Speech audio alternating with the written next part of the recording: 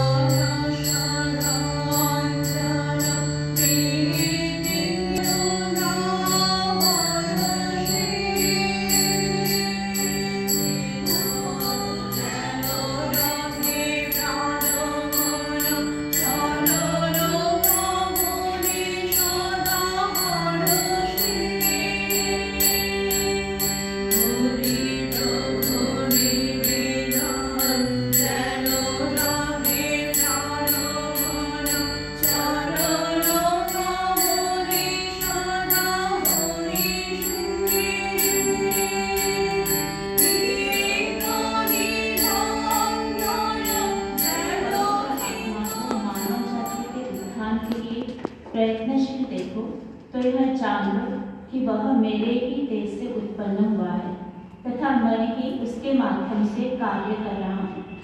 ईश्वर के ऐसे ही एक महान अवतार थे ईसा मसीह, जिनका जन्म आज से लगभग 2000 वर्ष पूर्व बेथलेहम नाम के एक छोटे से गांव में हुआ था। उनके पिता का नाम जोसेफ और माता का नाम मेरी था। वे दोनों ही यहूदी थे तथा अत्यंत ही धार्मिक प्रवृत्ति के थे। कहा जाता है कि ईसा मसीह के जन्म की सूचना सुदूर पूर्व में रहने वाले 3 धार्मिक व्यक्तियों को दैवी प्रेरणा से मिली थी। एक दिन उन तीनों ने देखा कि अचानक आकाश में एक जगमगाता हुआ तारा प्रकट हुआ और उस तारे का अनुसरण करते हुए वे तीनों उस जगह पर जा पहुंचे जहां जोसेफ और मेरी के शिशु ने जन्म लिया था। उन तीनों ने आश्चर्यपूर्वक उस दिव्य शिशु को देखा और श्रद्धा सहित अपना मस्तक उसके चरणों में झुकाकर उसे ढेर सारे उपहार दिए। ईसा मसीह के बाल्यकाल के विषय में अधिक जानकारी उपलब्ध नहीं है। गॉस्पेल के अनुसार 30 वर्ष की आयु में जॉन बैप्टिस्ट ने उन्हें जॉर्डन नदी के जल में बैप्टिस्ट किया था। इसके बाद 40 दिन तक वे गुप्तवास में रहकर साधना करते रहे। इस बीच उनकी साधना को भंग करने के अनेक प्रयास हुए, किंतु ईसा मसीह अपने दैविक कार्य के संबंध में अत्यंत जागरूक और सतर्क थे, इसलिए उन्होंने सफलतापूर्वक अपनी साधना संपन्न की और इसके बाद उनके सक्रिय आध्यात्मिक जीवन का आरंभ हुआ। उन्होंने जगह जगह घूमकर लोगों को ईश्वर उपलब्धि का मार्ग दिखाना आरंभ कर दिया। इसी बीच एक के बाद एक करके 12 प्रख्यात शिष्य उनके पास आए। ईसा मसीह गांव में जाकर अपना अमर संदेश लोगों को देते, बीमारों को अच्छा करते, सताए हुए दुखी लोगों को दिलासा देते, यहाँ तक कि मृत लोगों को जीवित कर देते। उन्होंने लोगों को बताया कि विभिन्न प्रकार के क्रियाकलापों और अनुष्ठानों से अमरत्व नहीं प्राप्त किया जा सकता, क्योंकि ईश्वर प्राप्ति के लिए न तो धन आवश्यक है, न ऐश्वर्य, न उच्च पद और न ही दार्शनिक पांडित्य की भी कोई आवश्यकता है। मुक्ति प्राप्ति के लिए केवल एक ही वस्तु आवश्यक है और वह है हृदय की पवित्रता और सरलता। इसीलिए उन्होंने कहा कि शुद्ध हृदय व्यक्ति धन्य है, क्योंकि वे ईश्वर के दर्शन कर पाएंगे। ईसा मसीह के अनुसार त्याग और वैराग्य ही आध्यात्मिक जीवन का एकमात्र आधार है। यदि हमें इस मार्ग पर बढ़ने की शक्ति नहीं है तो हमें विनीत भाव से अपनी यह दुर्बलता स्वीकार कर लेनी चाहिए कि हमारे अंदर अभी भी संसार के प्रति आसक्ति है। उन्होंने अपनी दिव्य दृष्टि से यह जान लिया था कि प्रत्येक प्राणी के भीतर एक अविनाशी सत्ता विद्यमान है। इसलिए सारा जीवन वे मानव जाति को अपने इस अविनाशी स्वरूप की उपलब्धि करने की प्रेरणा देते रहे। उन्होंने कहा, यह मिथ्या भावना छोड़ दो कि हम दीनहीन हैं, क्योंकि तुम्हारे भीतर एक ऐसी सत्ता विद्यमान है जिसका विनाश कभी नहीं हो सकता। तुम सब ईश्वर की संतान हो, अमर हो, अनादि हो। उन्होंने कहा कि महान स्वर्ग राज्य तुम्हारे ही भीतर है, उसे ढूंढने कहीं क्यों चाहते हो? अपने हृदय की कलुषता को दूर करो, अवश्य तुम्हें अपने ही भीतर ईश्वर के दर्शन होंगे। ईसा मसीह के ईश्वर संबंधी इस अनुपम संदेश को सुनने के लिए प्रतिदिन अनेक लोग उनके पास आकर्षित होकर आने लगे। ईसा मसीह जहाँ भी जाते सैकड़ों लोग उन्हें घेर लेते तथा अनेक उनके प्रति अपनी श्रद्धा और प्रेम प्रदर्शित करते। वे लोग प्यार से ईसा मसीह को यहूदियों का राजा कहकर पुकारते, किंतु फलस्तीन के धार्मिक नेताओं को उनकी लोकप्रियता पसंद नहीं आई। उन्हें भय हुआ कि लोग उनके प्रभुत्व को स्वीकार करना छोड़ देंगे, इसलिए उन्होंने ईसा मसीह को मार डालने का षड्यंत्र रचना आरंभ कर दिया। उन्होंने ईसा मसीह के खिलाफ एक अत्यंत अन्यायपूर्ण और झूठा मुकदमा चलाया, जिसमें उन्हें उन लोगों को ईश्वर के विरुद्ध भड़काने का दोषी ठहराया गया। ईसा मसीह जानते थे कि उनके प्राण संकट में हैं, किंतु फिर भी निर्भय होकर वे अपना दिव्य संदेश लोगों को देते रहे। एक रात जब वे उद्यान में प्रार्थना कर रहे थे तो उनके ही जुड़ा नामक के एक शिष्य ने उन्हें सिपाहियों द्वारा पकड़वा दिया तथा ईश्वर के विरुद्ध लोगों को भड़काने के आरोप में रोम के गवर्नर ने ईसा मसीह का मृत्यु दंड देने की घोषणा की और इस प्रकार अत्यंत क्रूर और अमानवीय रूप से मृत्यु पर्यंत सूली पर लटकाकर उन्हें मार डाला गया। किंतु ईसा मसीह तो ईश्वरीय आत्मा थे, इतने अत्याचारपूर्ण व्यवहार के बाद भी उनके मन में केवल प्रेम, आत्मीयता और करुणा की भावना भरी थी। अपने अंतिम समय में भी उन्होंने उन अत्याचारी लोगों के कल्याण की प्रार्थना करते हुए कहा, हे ईश्वर, इन्हें क्षमा कर दो, क्योंकि ये लोग नहीं जानते कि ये क्या कर रहे हैं। क्षमाशीलता का ऐसा उच्च आदर्श ईसा मसीह की तरह एक महान आत्मा ही प्रस्तुत कर सकती है। और इस प्रकार ईसा मसीह ने मानव जाति को सत्य का धर्म दिखलाने के लिए अपने जीवन का बलिदान कर दिया। स्वार्थ शून्यता, त्याग, वैराग्य, नम्रता, प्रेम तथा शांति प्रियता, इन सब दिव्य गुणों को अपनाने की शिक्षा ईसा मसीह के जीवन से हमें मिलती है। श्री रामकृष्ण के हृदय में ईसा मसीह के लिए एक विशेष स्थान था। एक बार भावमग्न श्री रामकृष्ण यदुमल्ली के बैठक खाने में टंगे हुए माँ मेरी और बालक ईसा के चित्र को बड़े ही ध्यान से देख रहे थे। अचानक उन्हें अनुभूति हुई कि चित्र जैसे जीवंत हो उठा है तथा देवमाता मेरी तथा दिव्य शिशु ईसा से ज्योति की किरणें निकलकर उनके हृदय में प्रवेश करके उनके मानवीय भावों को परिवर्तित कर रही है। इस भाव अवस्था में वे 3 दिन रहे। तीसरे दिन पंचवटी में ठहरते हुए श्री रामकृष्ण ने देखा कि एक अदृष्टपूर्व सुंदर गौरवर्ण देवमानव स्थिर दृष्टि से उन्हें देखते हुए और बढ़े और उनके शरीर में विलीन हो गए। और अचानक उनके हृदय में ध्वनित हुआ कि यही ईश्वर के पुत्र, परम त्यागी, महान योगी ईसा मसीह है। श्री रामकृष्ण और ईसा मसीह के उपदेशों में बहुत अधिक समानता है। दोनों ने ही यह दर्शाया है कि आध्यात्मिक उन्नति कट्टरता में नहीं बल्कि उदारता में है। दोनों ने हृदय की पवित्रता, सरलता तथा ईश्वर के लिए और व्याकुलता पर जोर दिया है। दोनों ने ही यह शिक्षा दी है कि ईश्वर लाभ ही मनुष्य जीवन का एकमात्र लक्ष्य है, जिसे हृदय की शुद्धि, सरलता तथा ईश्वर के लिए अन्यतम प्रेम और व्याकुलता द्वारा प्राप्त किया जा सकता है। क्रिसमस ईव का श्री रामकृष्ण संघ के इतिहास में एक विशेष महत्व है। श्री रामकृष्ण देव की महासमाधि के बाद उनके त्यागी शिष्य एक बार आलपुर बाबूराम महाराज के घर गए। वहाँ एक रात सभी धूनी जलाकर अग्नि के चारों ओर बैठकर भक्ति भाव से स्वामी विवेकानंद जी की चर्चा को सुन रहे थे। स्वामी जी अत्यंत भावविभोर होकर ईसा मसीह के जीवन की प्रत्येक घटना का इतना सजीव चित्रण कर रहे थे कि सभी को लग रहा था मानो ईसा मसीह स्वयं उनसे यह सब कह रहे हो। स्वामी जी अत्यंत उत्साह से ईसा मसीह के अनुपम त्याग, वैराग्य, पवित्रता, सहिष्णुता और दिव्य प्रेम के विषय में बोल रहे थे।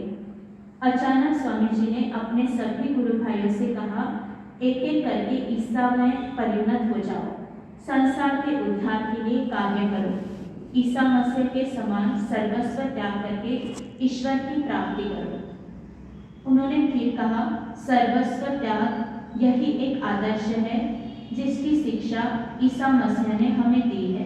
त्याग के बिना कुछ नहीं हो सकता। उस रात सभी गुरु भाइयों ने दृढ़ संकल्प किया कि उन सभी का भावी जीवन भी त्याग के इस महान आदर्श से परिचालित होगा। इस दिव्य भावावेश के समाप्त होने पर अगले दिन सभी गुरु भाइयों ने जाना कि वह ईसा मसीह के जन्म की पूर्व संध्या थी। ईश्वर से हमारी आंतरिक प्रार्थना है कि वे आज हम सभी के हृदय में दिव्य प्रेम की वह ज्योति जागृत कर दे, जिसका मार्ग दिखलाने के लिए भगवान ईसा मसीह इस पृथ्वी पर अवतरित हुए। After Joseph was betrothed to Mary, an angel appeared before him in a dream and said, "And she, Mary, will bring forth a son, and you will call him Jesus, for he shall save his people from their sins." Just after his birth, some wise men came from the east and asked Herod the then king, "Where is that? Where is he? Is that born King of the Jews?